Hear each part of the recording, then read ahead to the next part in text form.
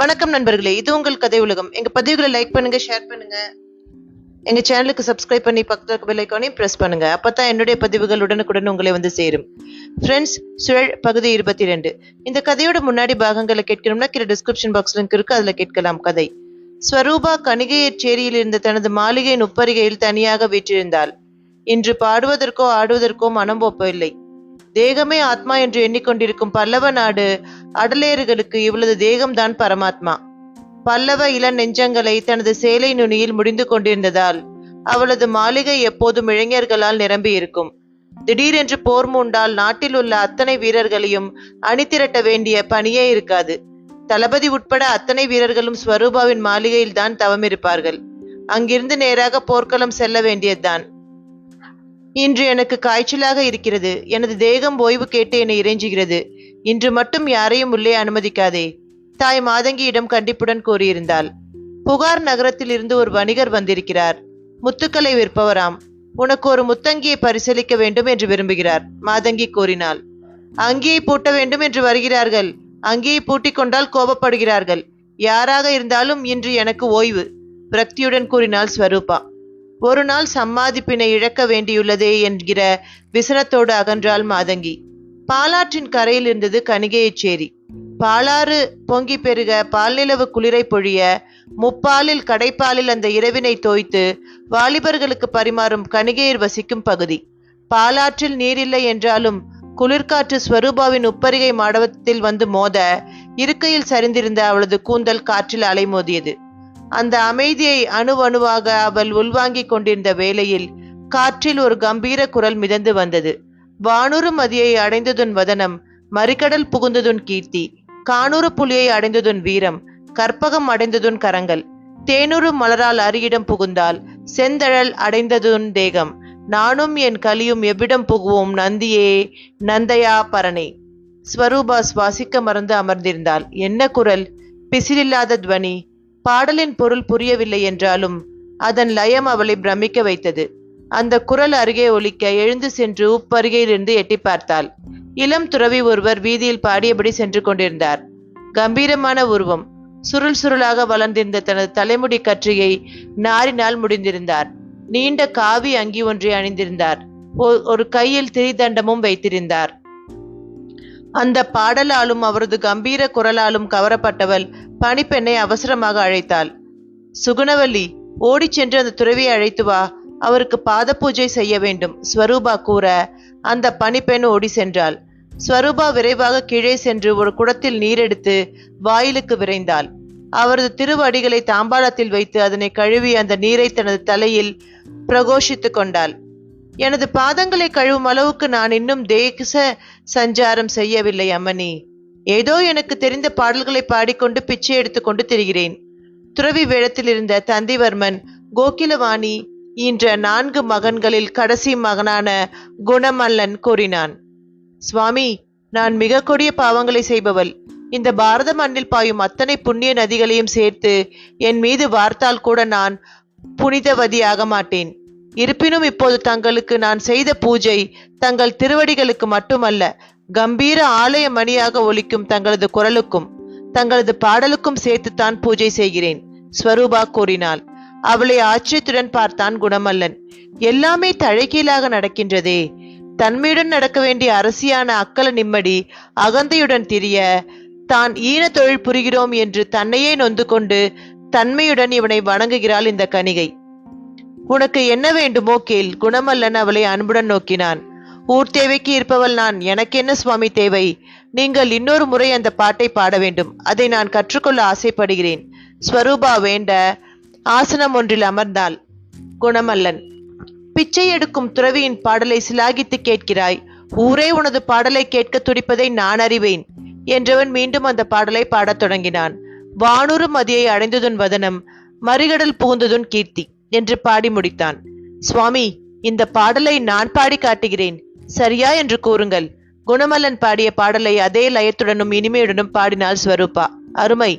பிச்சைக்காக நான் பாடிய போது இல்லாத இனிமை நீ பாடும்போது அந்த பாட்டினில் மிளிர்கின்றது. இந்த பாடலை உனக்கு நான் கொடுத்த பரிசாக வைத்துக்கொள் என்றபடி எழுந்தான். சுவாமி, இன்று இரவு இங்கேயே தங்கிவிட்டு நாளை செல்லுங்களேன், ஸ்வரூபா கூறினாள். நான் முப்பாலில் முதல் பாலை மட்டுமே பருகுபவன். என்னை பனைமரத்தின் அடியில் தங்க சொல்கிறாய். நான் 3வது பாலை அருந்துவதாக அனைவரும் நினைக்கக்கூடும். எனவே நான் புறப்படுகிறேன். துறவி விடைபெற்று செல்ல ஸ்வரூபா அந்த பாடலை மீண்டும் மீண்டும் பாடி பார்த்தாள். அந்த சுவையில் திளைத்தவள் அந்த பாடலின் பொருளை அந்த துறவியிடம் தான் கேட்க மறந்திருந்தாள். மறுநாள் இரவு வழக்கம் போல வாலிபர்கள் பலர் அவளது மாளிகை நிலா முற்றத்தில் குழுமினர். அனைவரும் பஞ்சனைகளில் அமர அன்னம் போன்று நடந்து வந்தாள் ஸ்வரூபா. அவள் பின்பாங்க மாதங்கியும் இசை கலைஞர்களும் வர கையில் கை பைகளில் பழரச குடுவையோடும் குவளைகளோடும் சுகுணவல்லி வந்து அங்கு குழுமியிருந்தவர்களுக்கு பழரசத்தை விநியோகித்தாள். முதல் பாடலாகவே அந்த துறவியின் பாடலை பாடினாள் ஸ்வரூபா. அவளது அழகிய தேகத்தை கண்களாலேயே விழுங்கியபடி பாடலையும் அதற்கேற்ப அவளது அபிநயங்களையும் கவனித்துக் கொண்டிருந்தான் சூடாமணி வர்மனின் பெயரன் பல்லவசிங்கன். அவனுடன் அமர்ந்திருந்த அந்த அந்தன வாலிபன் திலீபகாந்தன் ஸ்வரூபாவின் பாடலை கேட்டவன் திடுக்கிட்டான். அந்த பாடலின் வரிகள் அவனது முகத்தை இருண்டு போக செய்தன. பல்லவசிங்கா, இந்த பெண்ணுக்கு சிந்தை குழம்பி விட்டதா என்ன?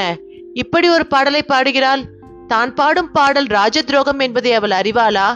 திலீபன் கேட்க அவளை குழப்பத்துடன் பார்த்தான் பல்லவசிங்கன். அப்படி என்ன பாட்டை பாடுகிறாள்? சிங்களன் கேட்டான். அவள் பாடும் பாட்டின் பொருளினை கேட்டால் நீ பொங்கி எழுவாய். அவளது பாடலின் பொருளை நான் உரைக்கிறேன் கேள். மன்னன் நந்திவர்மனை நோக்கி அவள் பாடுவதாக அமைந்திருக்கிறது பாடல். நந்தி என்ற பெயருடைய மன்னனே, அருளில் மேம்பட்டவனே, நீ இப்போது இறந்து விட்டாய்.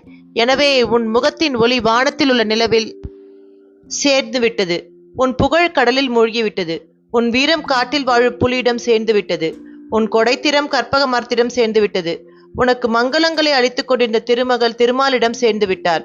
இவையெல்லாம் போய்விட்டன. எனவே உன் உடல் நெருப்பிடம் சேர்ந்து விட்டது. ஆனால் நானும் என் வறுமையும் எங்கே போய் வாழ்வோம் என்ற பொருளில் இப்பாடல் அமைகிறது. மொத்தத்தில் மன்னன் இறந்து போனதாக கருதி பாடும் பாடல் இது. திலீபன் கூற அதிர்ந்து போன பல்லவன் ஸ்வரூபாவை கோபத்துடன் நோக்கினான். ஸ்வரூபாவை தனது பிரிய நாயகியாக வைத்துக் கொள்ள விரும்பி அவன் மாதங்கியை அணுகிய போது பிடிவாதமாக மறுத்துவிட்டிருந்தாள். அதற்கு பழிவாங்கும் விதமாக அவளை கைது செய்து சிறையில் தள்ளி அவமானப்படுத்த இதோ ஒரு சந்தர்ப்பம். தான் சரிந்திருந்த பஞ்சனையிலிருந்து எழுந்தவன் வாளை உருவிக்கொண்டு அபிநயனம் புரிந்து கொண்டிருந்த ஸ்வரூபாவின் எதிராக நீட்டினான். ராஜ துரோகத்தின் அடிப்படையில் உன்னை கைது செய்கிறேன். மன்னன் நந்திவர்ம பல்லவன் இறந்ததாக கருதி பாடும் பாடல் உனக்கு கடும் தண்டனை காத்திருக்கிறது என்றதும் ஸ்வரூபா ஸ்தம்பித்து போய் நின்றாள். பாவி மகளே, நான் வேண்டாம் வேண்டாம் என்று தலைப்பாடமாக அடித்து கொண்டேனே. எவனோ பிச்சைக்கார துறவி பாடலை பாடாத என்று சொன்னேனே, கேட்டாயா? பார், இப்போது தேச துரோக குற்றச்சாட்டில் சிக்கிக் கொண்டாயே. மாதங்கி அலற விருந்தினர் திகைக்க பல்லவசிங்கன் ஸ்வரூபாவை கைது செய்து தனது புறவியில் ஏற்றிக்கொண்டு அரண்மனைக்கு சென்றான். அன்றிரவு ஸ்வரூபா அரண்மனை சிறையில் கழித்தாள். மறுநாள் மன்னன் நந்திவர்மனின் கொலு மண்டபத்தில் அவன் முன்பாக நிறுத்தப்பட்டாள். இத்தகைய ஒரு பாடலை நீ பாடிய காரணம்? நந்திவர்மன் அவளை உறுத்து நோக்கினான். மன்னரே, அது தங்களை இழிவுபடுத்தும் பாடல் என்பது எனக்கு தெரியாது. ஒரு துறவி தெருவில் பாடிக்கொண்டே போனார். அதனை கேட்டு எனது மனதில் பதிந்த அந்த பாடலை நான் எனது மாளிகையில் பாடினேன். பாடலின் பொருளை அந்த துறவி கூறவில்லை. தெரிந்திருந்தால் அதனை பாடியிருக்க மாட்டேன். உண்மையான வருத்தத்துடன் கூறினாள் ஸ்வரூபா. இல்லை அரசே, அரசரை அவமானம் செய்ய வேண்டும் என்றே இவள் அங்கனம் பாடியிருக்கிறாள்.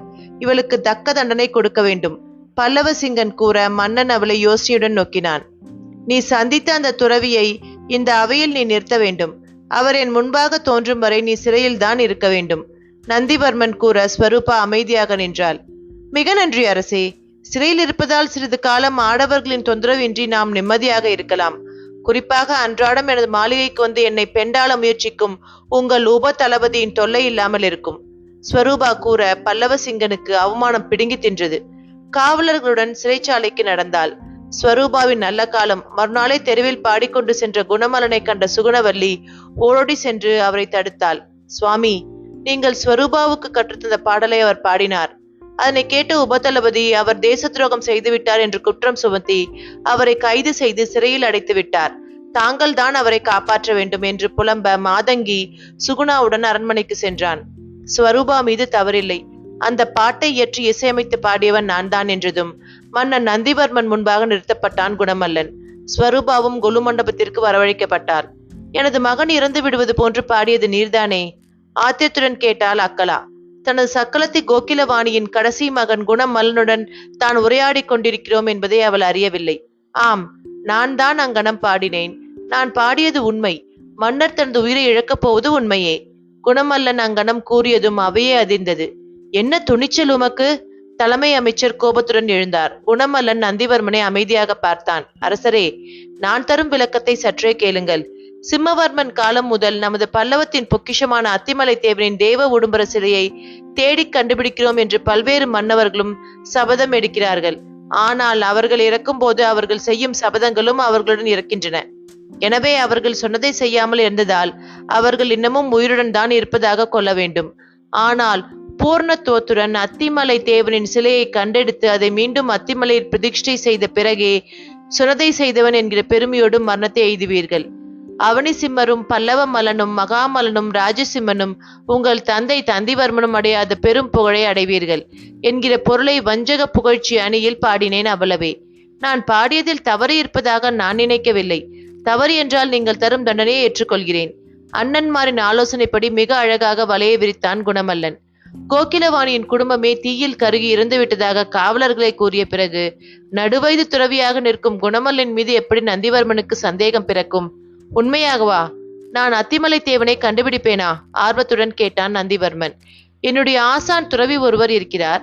அவர் அறுதியிட்டு கூறுகிறார், நீங்கள் இறந்த மறுநாள் அத்திமலை தேவன் கிடைப்பான் என்கிறார். குணமல்லன் கூறினான். நான் இருக்கும்போது ஏன் கிடைக்க மாட்டான்? நந்திவர்மன் திகைத்தான். எனது ஆசானின் கனவில் அத்திமலை தேவன் வந்தார். மன்னர் இறந்த மறுநாள் நான் பதுங்கியிருக்கும் இடத்தை விட்டு வெளிவருவேன் என்றார். அந்த நாள் என்று என எனது ஆசான் கேட்க, மன்னர் நீண்ட நாட்கள் வாழட்டும், அவர் என்று இறக்கின்றாரோ அதற்கு மறுநாள் நான் வருவேன் என்று கூறிவிட்டு மறைந்தார். எனவே தங்களது மரணத்தை பற்றிய பாடல் பாடினேன். எல்லா வளங்களும் போய்விட்ட பல்லவத்தில் மக்கள் என்ன செய்வார்கள் என்று பரிதவிக்க வேண்டாம். நந்திவர்மன் இருந்த மறுநாள் அத்திவரதன் வளங்களை வாரி வழங்க வருவான் என்கிற அடுத்த பகுதியை பாடுவதற்குள் ஸ்வரூபா அந்த பாட்டை பாடி காட்ட அதனால் பல அனர்த்தங்கள் நிகழ்ந்துவிட்டன. குணமல்லன் கூறினான். நந்திவர்மன் யோசித்தான். தான் அத்திமலை தேவனை கண்டெடுத்து ஆலயத்தில் பிரதிஷ்டை செய்து எந்த பல்லவ மன்னனும் செய்யாத செயலை புரிந்து பெரும் கீர்த்தியை பெறுவோம் என்கிற கூற்று அவனை யோசிக்க வைத்தது. இப்போதுதான் தெல்லாறு யுத்தத்தில் பெரும் வெற்றியை பெற்றிருந்தான். பாண்டியர்களை கங்கர்கள் மற்றும் குந்தலர்களின் கூட்டணியோடு சிதற அடித்திருந்தான். குந்தல அரசி சங்கவையை மணந்து கொண்டு நிருபதுங்கன் என்கிற மகனை பெற்றிருந்தான். பாண்டிய இளவரசி கண்டன மாரம்பாவியை சிறையெடுத்து வந்து அவளையும் மணந்து கம்பவர்மன் என்கிற மகனை பெற்றிருந்தான். போர்களில் வெற்றி, நல்லாட்சி, வீரம் செறிந்த இரு மகன்கள் என்று குறையொன்றும் இல்லாமல் தான் ஆட்சி செய்து வருகிறான். கீர்த்தியுடன் இறக்க வேண்டும் என்கிற ஒரு சந்தர்ப்பம் வரும்போது அதனை ஏற்றால் என்ன? இன்று சாகாதோர் நாளையோ அல்லது என்றாவது ஒரு நாளோ சாகத்தானே வேண்டும். அத்திமலை தேவனை மீட்டெடுத்தவன் என்கிற பெயருடன் இறந்தால்தான் என்ன? உமது ஆசானுடன் நாளை நீர் அரசவைக்கு வரும் என்கிற நந்திவர்மன் ஸ்வரூபாவுக்கு விடுதலை செய்தான். மறுநாள் மந்திர மாயங்களை கற்ற தனது மூன்றாவது தமையன் ராஜமலனுடன் வந்து நின்றான் குணமல்லன். துறவியே, தாங்கள் கண்ட கனவினை பற்றி தங்கள் சீடர் கூறினார். இறப்பதை பற்றி நான் கவலை கொள்ளவில்லை. அத்திமலை தேவன் மீண்டும் அவனது ஆலயத்தில் நின்று அருள் பாலிக்க தயாராகிவிட்டான் என்கிற செய்தியை கேட்டு பேருவகை அடைகிறேன். இனி நான் அனுபவிக்க வேண்டியது ஒன்றுமில்லை. எனவே நீங்கள் கூறுவதை கேட்க சித்தமாக இருக்கிறேன் என்றதும் இரு அரசிகளும் அதிர்ந்து மன்னரை பார்த்தனர். தலைமை அமைச்சர் பரபரப்புடன் எழுந்தார். மன்னா, இத்தகைய முடிவு இப்போது அவசியமில்லை. தாங்கள் பிராண தியாகம் செய்து அத்திமலை தேவனை மீட்க வேண்டும் என்கிற அவசரமும் இல்லை. வேண்டாம் இந்த விபரீத பரீட்சை. தலைமை அமைச்சர் கூற அவரை அலட்சியம் செய்த நந்திவர்மன் துறவிகளை பார்த்தான். தனது தாயின் மரணத்திற்கு காரணமான நந்திவர்மனை அழிப்போம் என்று கங்கணம் கட்டி கொண்டிருந்த மல்லர் சகோதரர்களுக்கு அவனாகவே ஒரு சந்தர்ப்பத்தை அமைத்துக் கொடுத்தான். ராஜமல்லன் நந்திவர்மனை எச்சரிக்கையுடன் பார்த்தான். பச்சை ஓலையால் 100 பந்தல்கள் போட வேண்டும். ஒவ்வொரு பந்தலிலும் மன்னன் அமர்ந்து ஒவ்வொரு பாடலாக கேட்க வேண்டும். ஒரு பாடல் முடிந்ததும் அந்த பந்தல் எரிந்துவிடும். கடைசி பாடலை கேட்கும் முன் பந்தலில் விறகுகளை அடுக்கி அதன் மேல் படுத்துக்கொண்டு கேட்க வேண்டும். கடைசி பாட்டு முடிந்ததும் உன் உடலிலும் விறகிலும் தீப்பற்றி எரியும். நீரப்பாய். மறுநாள் அத்திமலை தேவன் தோன்றுவான். இதற்கு சம்மதமா என்று துறவி கேட்டார். நந்திவர்மனும் சம்மதித்தான். நான் தயார். ஆனால் அத்திமலையான் நான் இறந்த மறுநாள் காட்சி தருவான் என்று தாங்கள் கூறியதை நம்பலாம் அல்லவா? மன்னன் கெடுதும் சிரித்தார் துறவி. 100 பாடல்களை பாடிய பிறகு நீர் இருக்க மாட்டீர்கள். ஆனால் உங்கள் அரசியர், அரசகுமாரர்கள், மந்திரி பிரதானிகள் அனைவரும் இருப்பார்கள் அல்லவா? நான் சொன்னது நடக்கவில்லை என்றால் அடுத்த கணமே அவர்கள் எனது மரண தண்டனையை நிறைவேற்றலாம். நான் சொன்னது நடக்கவில்லை என்றால் அடுத்த கணமே அவர்கள் எனது மரண தண்டனையை நிறைவேற்றலாம். துறவி கூற மன்னன் ஏதோ விளையாட்டாகத்தான் இந்த திட்டத்திற்கு ஒப்புக்கொள்கிறான் என்று பலரும் நினைத்திருந்தனர். துறவிகள் கூறியவாறு 100 பந்தல்கள் போடப்பட்டன. நந்திவர்மன் முதலாம் பந்தலின் கீழ் அமர்ந்தவுடன் துறவி முதல் பாடலை பாடினார். பாடி முடித்ததும் நந்திவர்மன் அமர்ந்திருந்த பந்தல் பற்றி எரிந்தது. கூட்டத்தினர் திடுக்கிட்டு போய் அலறினர். எப்படி ஒரு பந்தல் தீப்பற்றி எரிந்தது? மாய மந்திரங்களை கற்ற ராஜ மலனையும் கலம்பக பாடல்களை பாடிக்கொண்டிருந்த குணமலனையும் தவிர மற்ற அனைவருக்குமே அங்கே நடைபெறுவது விந்தையாக இருந்தது. மறுநாள் மன்னன் அடுத்த பந்தலின் கீழ் அமர துறவி அடுத்த பாடலை பாடினார். அந்த பந்தலும் தீப்பற்றி எரிந்தது. மன்னன் தக்க தருணத்தில் அந்த பந்தலில் இருந்து நழுவினான். போதும் இந்த விபரீத விளையாட்டு, அரசி சங்கவை கூறினாள். ஆனால் நந்திவர்மன் அதற்கு ஒப்புக்கொள்ளவில்லை. பாடல்கள் கேட்பது தொடரும் என்றான். இவ்வாறு பாடல்கள் பாடுவது தொடங்க 50வது பந்தல்கள் எரிந்த போது ஆழ்ந்த யோசனையில் இருந்த நந்திவர்மன் தனது அமைச்சரவையை கொலு மண்டபத்தில் கூட்டினான். இன்னும் 50 நாட்கள் உள்ளன. 50 பந்தல்கள் எரிய வேண்டும். கடைசி பந்தல் எரிந்தவுடன் எனது உயிர் போகலாம்.